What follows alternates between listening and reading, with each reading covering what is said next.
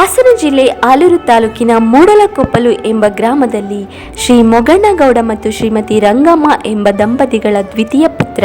ಸೇವೆಯೇ ನನ್ನ ಧ್ಯೇಯ ಎಂಬ ಸಂಕಲ್ಪಕ್ಕೆ ಬದ್ಧರಾಗಿ ನಿಂತಿರುವ ಸಮಾಜ ಸೇವಕರು, ಕನ್ನಡ ಪರ ಹೋರಾಟಗಾರರು, ಕರ್ನಾಟಕ ರಕ್ಷಣಾ ವೇದಿಕೆಯ ಜಿಲ್ಲಾ ಕಾರ್ಯದರ್ಶಿಗಳು ಹಾಗೂ ಆಲೂರು ಸಕಲೇಶಪುರ ಉಸ್ತುವಾರಿಗಳಾಗಿರುವ ನಮ್ಮ ಇಂದಿನ ವಿಶೇಷ ಕಾರ್ಯಕ್ರಮವಾದ ಸಾರ್ಥಕ ಬದುಕಿನ ಸಾಧಕ ಕಾರ್ಯಕ್ರಮದ ಸಾಧಕ ರಘುಪಾಳ್ಯರವರು. ಪ್ರಾಥಮಿಕ ಮತ್ತು ಪ್ರೌಢ ಶಿಕ್ಷಣವನ್ನು ಪಾಳ್ಯದಲ್ಲಿ, ಪದವಿ ಶಿಕ್ಷಣವನ್ನು ಹಾಸನದ NTR ಕಾಲೇಜಿನಲ್ಲಿ ಮುಗಿಸಿದ ಇವರು ಪದವಿ ಮಾಡುವ ಸಂದರ್ಭದಲ್ಲಿ ರಾಷ್ಟ್ರೀಯ ಸೇವಾ ಯೋಜನಾ NSS ಶಿಬಿರಗಳಲ್ಲಿ ಸಕ್ರಿಯವಾಗಿ ಭಾಗವಹಿಸಿ ಸೇವಾ ಮನೋಭಾವನೆ ಮತ್ತು ಸೇವಾ ಚಟುವಟಿಕೆಗಳನ್ನು ಮೈಗೂಡಿಸಿಕೊಂಡಿದ್ದರು. ತದನಂತರ ಜೀವನೋಪಾಯಕ್ಕಾಗಿ ಸ್ವಂತ ಊರಾದ ಪಾಳ್ಯದಲ್ಲಿ ಫ್ರೆಂಡ್ ಶಾಮಿಯಾನ, ಫ್ರೆಂಡ್ ಕಮ್ಯುನಿಕೇಶನ್ ಹಾಗೂ ಸಕಲೇಶಪುರದಲ್ಲಿ ಚನ್ನಾಂಬಿಕಾ ಮರ್ಚೆಂಟ್ ಫೈನಾನ್ಸ್ ಉದ್ಯಮವನ್ನು ಪ್ರಾರಂಭಿಸಿ ಸುತ್ತಮುತ್ತಲಿನ ನಿರುದ್ಯೋಗಿ ಯುವಕರಿಗೆ ಉದ್ಯೋಗ ನೀಡಿರುತ್ತಾರೆ. 2009ರಲ್ಲಿ ಕರ್ನಾಟಕ ರಕ್ಷಣಾ ವೇದಿಕೆಗೆ ಸಾಮಾನ್ಯ ಕಾರ್ಯಕರ್ತರಾಗಿ ಸೇರ್ಪಡೆಯಾಗಿ 2014ರಿಂದ 2021ರವರೆಗೆ ತಾಲೂಕು ಉಪಾಧ್ಯಕ್ಷರಾಗಿ ಕನ್ನಡ ಪರ ಹೋರಾಟಗಳು, ಕನ್ನಡಿಗರಿಗೆ ಕರ್ನಾಟಕದಲ್ಲಿ ಕೇಂದ್ರೀಯ ಉದ್ಯೋಗ, ರಾಜ್ಯ ಸರ್ಕಾರದ ಉದ್ಯೋಗಗಳಲ್ಲಿ ಕನ್ನಡಿಗರಿಗೆ ಉದ್ಯೋಗ ಸಿಗಬೇಕು ಎಂಬ ಡಾಕ್ಟರ್ ಸರೋಜಿನಿ ಮಹೇಶಿ ವರದಿ ಜಾರಿಗೆ ಒತ್ತಾಯಿಸಿ ಕಾರಾವೆ ರಾಜ್ಯಾಧ್ಯಕ್ಷರಾದ ನಾರಾಯಣಗೌಡರ ನೇತೃತ್ವದಲ್ಲಿ ನಡೆದ ಹೋರಾಟದ ಸಮಯದಲ್ಲಿ ಸಕ್ರಿಯವಾಗಿ ಭಾಗವಹಿಸಿ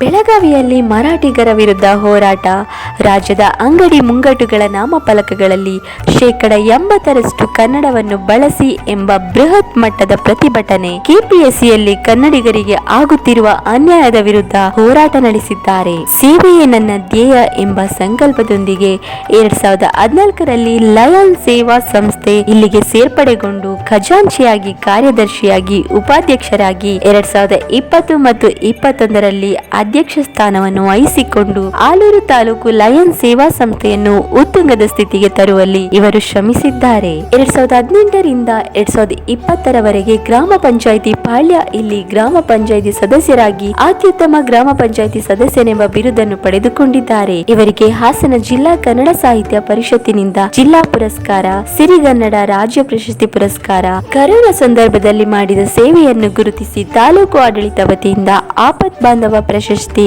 ಹೀಗೆ ಹಲವಾರು ಪ್ರಶಸ್ತಿಗಳನ್ನು ಮುಡಿಗೇರಿಸಿಕೊಂಡಿದ್ದಾರೆ. ತಾಲೂಕಿನ ಎಲ್ಲಾ ಭಾಗಗಳಲ್ಲಿ ರಕ್ತದಾನ ಶಿಬಿರ ಆಯೋಜನೆ ಮಾಡಿ ಸುಮಾರು 50 ಬಾರಿ ರಕ್ತದಾನ ಮಾಡಿ ಜಿಲ್ಲಾ ಮಟ್ಟದಲ್ಲಿ ಪುರಸ್ಕಾರ ಗಳಿಸಿರುತ್ತಾರೆ. ಆರೋಗ್ಯ ಶಿಬಿರಗಳು, ನೇತ್ರ ತಪಾಸಣಾ ಶಿಬಿರಗಳು, ಯೋಗ ಶಿಬಿರಗಳು ಅಲ್ಲದೆ 2008ರಿಂದ ಇಲ್ಲಿಯವರೆಗೂ ಸರ್ಕಾರಿ ಶಾಲೆಗಳ ಸಬಲೀಕರಣಕ್ಕಾಗಿ ಸುಮಾರು 9ರಿಂದ 10 ಲಕ್ಷ ರೂಪಾಯಿಗಳಷ್ಟು ಸರ್ಕಾರಿ ಶಾಲೆಗಳಿಗೆ ಲೇಖನ ಸಾಮಗ್ರಿಗಳು, ನೋಟ್ಬುಕ್ ವಿತರಣೆ, ಸಮವಸ್ತ್ರ ವಿತರಣೆ, ಡಯಾಸ್ಗಳ ವಿತರಣೆ, ಟ್ರ್ಯಾಕ್ ಸೂಟ್ಗಳ ವಿತರಣೆ, ಕಂಪ್ಯೂಟರ್ ವ್ಯವಸ್ಥೆ, ಆಟೋಪಕರಣಗಳ ವಿತರಣೆ, ಪೀಠೋಪಕರಣಗಳ ವಿತರಣೆ, ವಾಟರ್ ಫಿಲ್ಟರ್ಗಳ ವಿತರಣೆ, ಶುದ್ಧ ಕುಡಿಯುವ ನೀರಿನ ವ್ಯವಸ್ಥೆ, ಹೀಗೆ ಮುಂತಾದ ಸಾಮಾಜಿಕ ಸೇವೆಗಳಲ್ಲಿ ತೊಡಗಿರುವ ಇವರಿಗೆ 2024ರ ಶಿಕ್ಷಕರ ದಿನಾಚರಣೆಯ ಸಂದರ್ಭದಲ್ಲಿ ಶಾಲಾ ಶಿಕ್ಷಣ ಇಲಾಖೆ ವತಿಯಿಂದ ಅತ್ಯುತ್ತಮ ಸೇವಾ ವ್ಯಕ್ತಿ ಎಂದು ಬಿರುದು ನೀಡಿ ಗೌರವಿಸಲಾಗಿದೆ.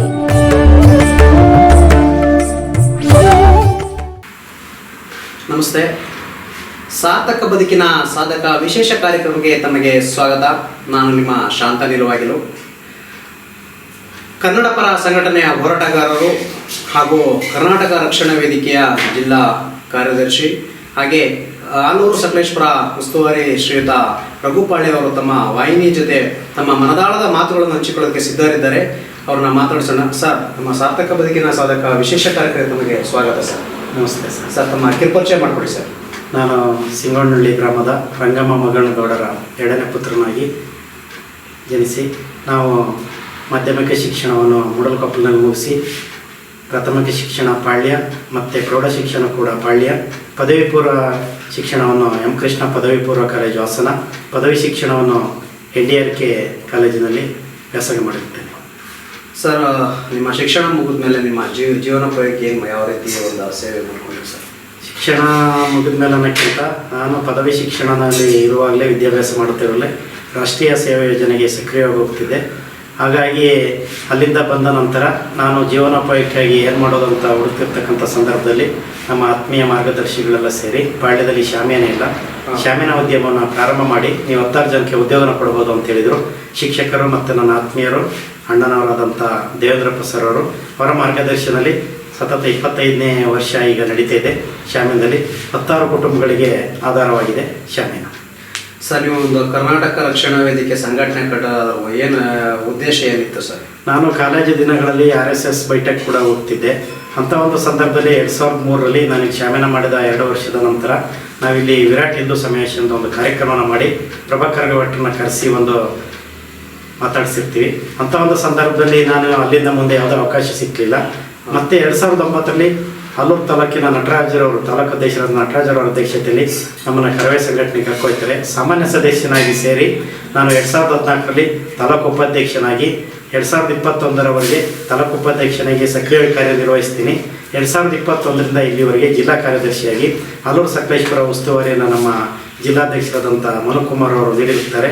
ಅದನ್ನು ಸದ್ಬಳಕೆ ಮಾಡಿಕೊಂಡು ನಾನು ಕೂಡ ಸಮಾಜದಲ್ಲಿ ಗುರುತಿಸ್ಕೊಂಡು ಹೋರಾಟಗಳನ್ನ ಮಾಡ್ತೀನಿ. ಸರ್, ನೀವು ಕರ್ನಾಟಕ ರಕ್ಷಣಾ ವೇದಿಕೆಯ ಒಂದು ಮೊದಲ ಹೋರಾಟ ಯಾವುದು ಸರ್? 2011ರಲ್ಲಿ ಆನೆಯಿಂದ ಈ ಭಾಗದಲ್ಲಿ ಆಗ್ತಿದ್ದಂಥ ಸಮಸ್ಯೆಗೆ ಬೈರಾಪುರದಿಂದ ಹಾಸನ ಜಿಲ್ಲಾಧಿಕಾರಿಯವರ ಆಫೀಸ್ ಅವರಿಗೆ ಕಾಲ್ನಡಿಗೆ ಜಾಥಾನ ಮಾಡ್ತೀವಿ. ಅಲ್ಲಿಂದ ಪ್ರಾರಂಭ ಆಗುತ್ತೆ ನಮ್ಮ ಹೋರಾಟ. ಸರ್, ನಿಮ್ಮ ಕರ್ನಾಟಕ ರಕ್ಷಣಾ ವೇದಿಕೆ ಒಂದು ಸಂಘಟನೆ ಕಟ್ಕೊಂಡು ಯಾವ ರೀತಿ ಈಗ ನೋವು ನಲಿಗಳನ್ನ ನಿಭಾಯಿಸಿಕೊಂಡು ಅದರ ಅನುಭವ ತಿಳಿಸ್ಬೋದು ಸರ್ ನಮ್ಮ ವೀಕ್ಷಕರಿಗೆ? ಅಂದರೆ ಕರ್ನಾಟಕ ರಕ್ಷಣಾ ವೇದಿಕೆಯಲ್ಲಿ ನಾವು ಸಕ್ರಿಯ ಆದ ನಂತರ ನಮ್ಮ ಹಾದಿಯನ್ನು ಸುಲಭವಾಗಿಲ್ಲ, ಮುಳ್ಳಿನ ಹಾದಿಯಾಗಿತ್ತು. ಸಮಾಜದಲ್ಲಿ ಕೆಲವು ಅಡೆತಡೆಗಳು ಬರ್ತಿದ್ದು ಮತ್ತು ಕೆಲವು ಹೋರಾಟ ಮಾಡಿದಾಗ ಬೆದರಿಕೆ ಕರೆಗಳು ಬರ್ತಿದ್ದು. ಅಂಥವೆಲ್ಲನೂ ಕೂಡ ನಿಭಾಯಿಸ್ಕೊಂಡು ಇವತ್ತು ಒಂದು ಹಂತಕ್ಕೆ ಬಂದು ತಲುಪಿದೆ. ಇವತ್ತು ಯಾವುದೇ ಸಮಸ್ಯೆ ಇಲ್ಲ. ಇವತ್ತು ಸಂಘಟನೆಯಲ್ಲಿ ನಾವು ಸಕ್ರಿಯವಾಗಿದ್ದರೂ ಸಾಕು, ಸಂಘಟನೆಗೆ ಸಾವಿರಾರು ಜನ ಬರೋಕ್ಕೆ ಇವತ್ತು ಆಸಕ್ತರಾಗಿದ್ದಾರೆ. ಆ ಮಟ್ಟಕ್ಕೆ ನಾವು ಈ ಒಂದು ಕ್ಷೇತ್ರದಲ್ಲಿ ಆನೆಯ ದಾಳಿಯಿಂದ ಇರ್ಬೋದು, ರೈತ ಸಾವಾದಾಗಿರ್ಬೋದು, ಅದೇ ರೀತಿ ರಾಷ್ಟ್ರೀಯ ಹೆದ್ದಾರಿ ಹೋರಾಟ ಇರ್ಬೋದು, ವೈಜ್ಞಾನಿಕ ಕಾಮಗಾರಿ ವಿರುದ್ಧ ಎತ್ತಿನ ಹೊಳೆ ಹೋರಾಟ ಇರ್ಬೋದು. ಮತ್ತು ಮೊನ್ನೆ ನೋಡಿದ್ರೆ ನೀವು ಬೈರಾಪುರದ ಚೌಲ್ಗೆರೆ ಟೋಲ್ನಲ್ಲಿ ಒಂದು ಬೃಹತ್ ಮಟ್ಟದ ಹೋರಾಟನ ಸಂಘಟಿಸಿ ಹೋರಾಟನ ಮಾಡ್ತೀವಿ. ಆ ಹೋರಾಟದ ಪ್ರತಿಫಲವಾಗಿ ಆಲೂರು ತಾಲೂಕಿನ 161 ಹಳ್ಳಿಗಳ ಏನು ವೈಟ್ ಬೋರ್ಡ್ ವಾಹನಗಳಿದೆ ಅವಕ್ಕೆಲ್ಲವೂ ಕೂಡ ಉಚಿತವಾಗಿ ಅಂತೇಳಿ ಮಾನ್ಯ ಲೋಕಸಭಾ ಸದಸ್ಯರು ಯಾವುದೇ ಒಂದು ಶುಲ್ಕವನ್ನು ತಗೋಬಾರ್ದು ಅಂತೇಳಿ ಒಂದು ಮಾಡಿದ್ದಾರೆ. ಅದು ಕೂಡ ನಮಗೆ ಮನಸ್ಸಿಗೆ ತೃಪ್ತಿ ಇದೆ. ಸರ್, ಏನು ನೀವು ಹೋರಾಟ ಮಾಡ್ತಿದ್ರಿ, ಈಗ ಆನೆ ಸಂಘರ್ಷ ಸಮಿತಿ ಇರ್ಬೋದು, ಏನೋ ಇದಿದೆ, ಹಾಗೆ ನಿಮ್ಮ ಕರ್ನಾಟಕ ರಕ್ಷಣಾ ವೇದಿಕೆ ಒಂದು ಹೋರಾಟದಲ್ಲಿ ಒಂದು ನೆನಪಿಟ್ಕೊಳ್ಳುವಂತಹ ಒಂದು ಹೋರಾಟ ಯಾವುದಂತ ಇರ್ಬೋದಲ್ಲ? ನಮಗೆ 2022ರ ನವೆಂಬರ್ 1ನೇ ತಾರೀಕು ಕನ್ನಡ ರಾಜ್ಯೋತ್ಸವದ ದಿವಸ ಮನುವನ್ನೊಬ್ಬ ಹೆಬ್ಬನಳ್ಳಿ ತೀರೋಯ್ತಾನೆ. ಆ ತೀರೋದಂಥ ಸಂದರ್ಭದಲ್ಲಿ ನಾವು ಅಲ್ಲಿವರೆಗೆ ಒಂದು 25-30 ಜನ ಸಾವನ್ನಪ್ಪಿದಾಗ ನಾವು ಹೋರಾಟನ ಮಾಡಿದ್ವಿ. ಆದರೆ ಅವತ್ತು ಆ ಗ್ರಾಮಸ್ಥರು ಜಾತ್ಯತೀತವಾಗಿ, ಪಕ್ಷಾತೀತವಾಗಿ ನೀವು ಕರವೆಯವರು ಮತ್ತು ರೈತಾಪರ ಹೋರಾಟಗಾರರು ಮತ್ತು ಏನೇನು ನೀವು ಆನೆ ಹೋರಾಟ ಸಮಿತಿಯವರು ಎಲ್ಲರೂ ಬನ್ನಿ, ನಾವು ನಿಮಗೆ ಸಹಕಾರ ಕೊಡ್ತೀವಿ, ಮೃತದೇಹನ ನೀಡ್ತೀವಿ ಅಂತ ಹೇಳ್ತಾರೆ. ಮನು ಎಂಬ ಯುವಕ, 32 ವರ್ಷದ ಯುವಕ ಒಂದು ಗದ್ದೆ ಹತ್ರ ಹೋಗುವಾಗ ಸಾವನ್ನಪ್ತಾನೆ. ಅವನಿಗೆ ಒಂದು 2 ವರ್ಷದ ಒಂದು ಪಾಪು ಇರುತ್ತೆ, ಮತ್ತು ಒಂದು 26 ವರ್ಷದ ಅವರ ಮಡದಿ. ಅವರ ನೋವನ್ನು ನೋಡೋಕ್ಕಾಗದೆ ನಾವು ಮೃತದೇಹನ ಇಟ್ಕೊಂಡು ಅಹೋರಾತ್ರಿ ಧರಣಿನ ಸಂಘಟಿಸ್ತೀವಿ. ಮತ್ತು ನಮಗೆ ಮುಖ್ಯಮಂತ್ರಿಗಳು ಬರಲೇಬೇಕು, ಬರೋವರೆಗೂ ನಾವು ಈ ಒಂದು ಮೃತದೇಹನ ಅಂತ್ಯ ಸಂಸ್ಕಾರ ಮಾಡಲ್ಲ ಅಂತ ಹೇಳಿಕೆನ ಕೊಡ್ತೀವಿ. ರಾತ್ರಿ 11 ಗಂಟೆಗೆ ಬಸವರಾಜ ಬೊಮ್ಮಾಯಿ ಅವರು ಅವತ್ತು ಮಾನ್ಯ ಮುಖ್ಯಮಂತ್ರಿಗಳಾಗಿರ್ತಾರೆ, ಅವರು HM ವಿಶ್ವನಾಥ್ರನ್ನ ನಾವು ಫೋನ್ಗೆ ಕರೆ ಮಾಡಿ ವಿಶ್ವನಾಥ್ರವರೇ ಉಸ್ತುವಾರಿ ಸಚಿವರಾದಂಥ ಗೋಪಾಲರನ್ನ ಕಳಿಸ್ಕೊಡ್ತಿದ್ವಿ, ನೀವು ಅದೇನಿದೆ ಅದನ್ನೆಲ್ಲ ಬಗೆಹರಿಸ್ತೀವಿ, ನಾಳೆನೇ ನೀವು ಅಂತ್ಯ ಸಂಸ್ಕಾರ ಮಾಡಿ ಅಂತ ಹೇಳ್ತಾರೆ. ಮತ್ತು ಅಲ್ಲಿವರೆಗೆ 7.5 ಲಕ್ಷ ಇದ್ದಂಥ ಪರಿಹಾರ ಅಲ್ಲಿಂದ ಆಚೆಗೆ 15 ಲಕ್ಷ ಆಗುತ್ತೆ ರೈತರು ಆನೆಯಿಂದ ಮೃತಪಟ್ಟರೆ. ಮತ್ತು ರೈತನ ಯಾವುದೋ ಒಂದು ಕುಟುಂಬದಲ್ಲಿ ಸಾವಾಗಿರುತ್ತೆ, ಆ ಒಂದು ಕುಟುಂಬಕ್ಕೆ ಒಂದು ಹಂಗಾಮಿ ಒಂದು ನೌಕರಿನ ಕೊಡ್ತೀವಿ ಅಂತ ಹೇಳ್ತಾರೆ. ಅದನ್ನು ನಾವು ಕಾಯಂ ಕೊಡಬೇಕು ಅಂತೇಳಿ ಹೋರಾಟನ ಮಾಡ್ತಿದ್ದೀವಿ. ಸರ್, ಈಗ ಕೊರೋನಾ ಅಂತಹ ಮಹಾಮಾರಿಗೆ ಇಡೀ ದೇಶವೇ ತತ್ತರಿಸುವಾಗಿತ್ತು. ಆ ಸಂದರ್ಭದಲ್ಲಿ ನೀವು ಇಡೀ ನಮ್ಮ ಆಲೂರು ಸಕಲೇಶ್ಪುರ ಕಟ್ಟೆ ಏನಿದೆ ಈ ನಮ್ಮ ಈ ಕ್ಷೇತ್ರಕ್ಕೆ ತುಂಬ ಅಪಾರವಾದ ಒಂದು ಕೊಡುಗೆಯನ್ನು ನೀಡಿದ್ದೀರಿ. ಹಾಸ್ಪಿಟಲ್ ಆಗಿರ್ಬೋದು, ಜನಸಾಮಾನ್ಯರು ಯಾವ ರೀತಿ ಒಂದು ನೀವನ್ನ ಸಮಾಜ ಸೇವೆ ಮಾಡಿ? ನಾವು ಮೊದಲನಾಗಿ ಇಲ್ಲಿ ಒಂದು ಮಗ್ಗೆ ರಸ್ತೆ ನಡೀತಿತ್ತು. ಆ ರಸ್ತೆ ನಡೆಯುವಾಗ ಅವರಿಗೆ ಆಹಾರ ಇರಲಿಲ್ಲ. ನಾವು ಅವರಿಗೆ ಒಂದು 8-10 ದಿವಸ ಆಹಾರನ ಕೊಟ್ವಿ. ಅದ್ರ ಜೊತೆಗೆ ಪೌರ ಕಾರ್ಮಿಕರು ಇರ್ಬೋದು, ಆರೋಗ್ಯ ಇಲಾಖೆ ಇರ್ಬೋದು, ಪೊಲೀಸ್ ಇಲಾಖೆ ಇರ್ಬೋದು, ಅವ್ರ ಕುಟುಂಬಕ್ಕೆ ಎಲ್ಲಿ ಕರೋನಾ ಬರುತ್ತೆ, ಅವರು ಹೊರಗಡೆ ಓಡಾಡ್ತೀರಿ ಅಂತೇಳಿ ಅವರು ಕೂಡ ಮನೆಗೆ ಹೋಗೋಂಥ ಒಂದು ಪರಿಸ್ಥಿತಿ ಇಲ್ಲ. ಅಂಥವ್ರು ಕೂಡ 15 ದಿವಸ ಊಟದ ವ್ಯವಸ್ಥೆ ಮಾಡಿದ್ವಿ. ಮತ್ತು ಏನೋ ಮೀನುಗಾರರು ಇದ್ದರು, ಮೀನು ಹಿಡಿಯೋರು ಇದ್ದರು, ಅವ್ರಿಗೂ ಕೂಡ ಹೋಗಿ ಆಹಾರದ ಫುಡ್ ಕಿಟ್ಗಳನ್ನ ಕೊಟ್ಕೊಂಡ್ವಿ. ಅದಾದ ನಂತರ ಏನು ಕರೋನಾ ರೋಗಿಗಳನ್ನ ಕರ್ಕೊಂಡೋಗಿ ಹಾಸ್ಪಿಟ್ಲಲ್ಲಿ ವಾಸಿಯಾಗೋ ತನಕ ಇಟ್ಕೊಳ್ತಿದ್ರು. ವಾಸಿಯಾದ ನಂತರ ಮನೆಗೆ ತಂದು ಬಿಡ್ತಿರ್ಲಿಲ್ಲ. ಆ ಮನೆಗೆ ಕರ್ಕೊಂಡು ಬಿಡೋಕ್ಕೆ ಒಂದು ಕಾರವ್ರು ಇರ್ಬೋದು, ಬೇರೆಯವ್ರು ಇರ್ಬೋದು, ಒಂದು 4-5 ಕಿಲೋಮೀಟ್ರಿಗೆ 7-8-10 ಸಾವಿರ ಕೇಳ್ತಾ ಇದ್ದಾರಂತೆ ನಮ್ಮ ಹತ್ರ ಸಾರ್ವಜನಿಕರ ಹಳನ್ನ ತೋಡ್ಕೊಂಡು. ಆ ತೋಡ್ಕೊಂಡಂಥ ಸಂದರ್ಭದಲ್ಲಿ ನಾನು ವೈಯಕ್ತಿಕವಾಗಿ ನನ್ನ ಸ್ವಂತ ಖರ್ಚಿನಿಂದ ಒಂದು TT ಗಾಡಿನ 24 ಗಂಟೆ ಸೇವೆಗೆ ಬಿಟ್ಟಿದ್ದೆ. ಅದು ಪ್ರಾರಂಭದಿಂದ ಅಂತ್ಯದವರೆಗೆ 1.5 ಲಕ್ಷ ಒಂದು ದುಡ್ಡಾಗುತ್ತೆ. ಅದನ್ನು ನಾನೇ ಸ್ವತಃ ಭರಿಸಿರ್ತೀನಿ. ಅದು ಕೂಡ ನಮಗೆ ಹೆಮ್ಮೆ ಇದೆ. ಸರ್, ನೀವು ಈ ಸಂಘಟನೆ ಹೋರಾಟದ ಜೊತೆಗೆ ನೀವೊಬ್ಬರು ಜನಪ್ರತಿನಿಧಿಯಾಗಿ ಸೇವೆ ಸಲ್ಲಿಸ್ತಿದ್ರಿ. ಅದು ಯಾವ ರೀತಿಯ ಅನುಭವ? ಜನಪ್ರತಿನಿಧಿ ನಾನು ಆಗಲೇಬೇಕು ಅಂತ ಇದ್ದಿದ್ದಲ್ಲ. ನಾನು ಅವತ್ತು ಡೆಕೋರೇಷನ್ ಮಾಡ್ತಿದ್ದೆ ಹಾಸನಲ್ಲಿ. ಊರ ಗ್ರಾಮಸ್ಥರಲ್ಲಿ ಹಿರಿಯರೆಲ್ಲ ಫೋನ್ ಮಾಡಿದರು, ಎಲ್ಲ ನಿನ್ನೆ ಆಯ್ಕೆ ಮಾಡಬೇಕು ಅಂತಿದ್ರು ಬಾ ಅಂತೇಳಿ. ನಾನು ಅವತ್ತು ಅವಿರೋಧವಾಗಿ ಆಯ್ಕೆಯಾಗಿ ಆ ಒಂದು ವಿಭಾಗದಲ್ಲಿ ಅತ್ಯುತ್ತಮವಾಗಿ ಸೇವೆ ಮಾಡಿದ್ದೀನಿ. ಮತ್ತು ಜನಗಳಿಗೂ ಅನುಕೂಲ ಮಾಡಿಕೊಟ್ಟು ನಾನು ಸಂತೃಪ್ತಿ ಇದೆ. ಸರ್, ಕರ್ನಾಟಕ ರಕ್ಷಣಾ ವೇದಿಕೆಯಲ್ಲಿ ನೀವು ಯಾವ ಹುದ್ದೆಗಳನ್ನ ನೀವು ಸ್ವೀಕರಿಸಿದ್ರಿ, ಹಾಗೆ ಅದರಲ್ಲಿ ಹೆಚ್ಚು ತೃಪ್ತಿಕರ ಕೊಟ್ಟಂತಹ ಹುದ್ದೆ ಯಾವುದು? ನನಗೆ ಹೆಚ್ಚು ತೃಪ್ತಿ ಕೊಟ್ಟ ಹುದ್ದೆ ಅಂದರೆ ಉಪಾಧ್ಯಕ್ಷನಾಗಿ ಆಯ್ಕೆಯಾಗಿದ್ದು. ಉಪಾಧ್ಯಕ್ಷನಾಗಿ ಆಯ್ಕೆ ಆದ ತಕ್ಷಣ ಆಲೂರು ತಾಲೂಕಿನಲ್ಲಿ 18 ಪಂಚಾಯತಿಗಳಿವೆ. ಆ ಪಂಚಾಯತಿಗಳಲ್ಲೂ ಕೂಡ ಘಟಕ ಮಾಡಿ, ಮತ್ತು ಪ್ರತಿ ಪಂಚಾಯತಿಗೆ ಪ್ರತಿಯೊಂದು ಜನಾಂಗದಾಗೂ ಕೂಡ ಅಧ್ಯಕ್ಷನ ಕೊಟ್ಟು, ಮತ್ತು ಏನು ನಮ್ಮ ಒಂದು ಹುದ್ದೆಗಳಿದ್ದಾವೆ ಸರ್ವ ಜನಾಂಗದವರಿಗೂ ಜಾತ್ಯತೀತವಾಗಿ ಪಕ್ಷಾತೀತವಾಗಿ ಹುದ್ದೆನ ಕೊಟ್ಟು ಇಡೀ ಒಂದು ಆಲೂರು ತಾಲೂಕಿನಲ್ಲಿ ಒಂದು ಸಂಘಟನೆನ ಪ್ರಬಲವಾಗಿ ಮಾಡಿದ್ವಿ. ಸರ್, ಈ ನಿಮ್ಮ ಹೋರಾಟದ ಹಾದಿಯಲ್ಲಿ ನಿಮ್ಮನ್ನು ಗುರುತಿಸಿ ಯಾವ ರೀತಿ ಯಾವ ಪ್ರತಿಫಲಕ್ಕೆ ಪುರಸ್ಕೃತ ಸಿಕ್ಕಿದೆ ಸರ್ ನಮಗೆ? ನಾವು ಸರ್ಕಾರಿ ಶಾಲೆಗೆ ಏನು ಒಂದು 2007ರಿಂದ ಇಲ್ಲಿವರೆಗೆ 8ರಿಂದ 10 ಲಕ್ಷ ರೂಪಾಯಿದು ಸಮವಸ್ತ್ರ ಇರ್ಬೋದು, ಶೂ ಇರ್ಬೋದು, ನೋಟ್ ಪುಸ್ತಕ ಇರ್ಬೋದು, ಗಣಕಯಂತ್ರ ಇರ್ಬೋದು, ಶುದ್ಧ ಕುಡಿಯೋ ನೀರು ಇರ್ಬೋದು, ಆ ಶಾಲೆಗೆ ಏನು ಅವಶ್ಯಕತೆ ಇದೆ ಅವ್ರಿಗೆ ಹೇಳಿದ್ದನ್ನು ನಾನು ವ್ಯವಸ್ಥೆ ಮಾಡಿಕೊಟ್ಟಿದ್ದೀನಿ. ಹಾಗಾಗಿ ನನಗೆ 10 ಪುರಸ್ಕಾರಗಳು ಬಂದಿದ್ದೇವೆ. ಅದ್ರ ಜೊತೆಗೆ ನಾನು ಕೂಡ 50 ಬಾರಿ ರಕ್ತದಾನ ಮಾಡಿದ್ದೀನಿ. ಮತ್ತು ಒಂದು 3,000ರಿಂದ 4,000 ಯೂನಿಟ್ ರಕ್ತದ ಯೂನಿಟ್ಗಳು ಕೂಡ ಕಲೆಕ್ಟ್ ಮಾಡಿಕೊಟ್ಟಿದ್ದೀನಿ. 16 ಯೋಗ ಶಿಬಿರಗಳನ್ನ ಮಾಡಿದ್ವಿ, ಆರೋಗ್ಯ ಶಿಬಿರಗಳನ್ನ ಮಾಡಿದ್ವಿ, ಮತ್ತು ಕಣ್ಣು ತಪಾಸಣೆ, ಕಣ್ಣು ಶಸ್ತ್ರಚಿಕಿತ್ಸೆನೂ ಕೂಡ ಮಾಡಿಸಿದ್ವಿ 1000 ಜನಕ್ಕೆ. ಇಷ್ಟೆಲ್ಲ ಮಾಡಿದ ನೀವು ಎಲ್ಲೂ ಪ್ರಚಾರಗಳು ತಗೊಳ್ತಿಲ್ಲ ಸರ್? ನಿಮ್ಮ ಉದ್ದೇಶ ಸರ್?